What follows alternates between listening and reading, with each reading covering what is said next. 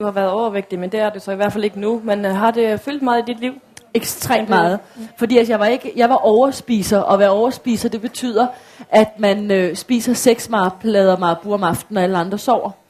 Og det jeg egentlig gjorde, det var, at jeg fyldte... Kender du, man kan have sådan et tomrum hernede i maven?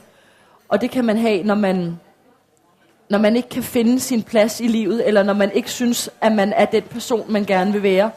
Og det er jo virkelig, virkelig surt, at ikke bryde sig om dem, man er. For man kan jo aldrig flygte fra sig selv. Men det, som jeg gjorde, det var, at jeg fyldte mad i mig. Og så fik jeg hullet fyldt ud. Og så blev der ro et kort øjeblik. Andre folk, de har det måske med netop ikke at spise, eller spise og kaste op, altså bulimi eller anoreksi.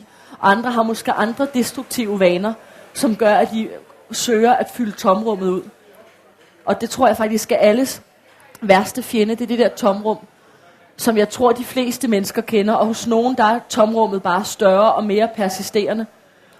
Og når man er tom, så vil man jo prøve at fylde oplevelser om mennesker, som ikke nødvendigvis er gode for en, ind i det der tomrum. Og så skrider man jo ud af sidelinjen.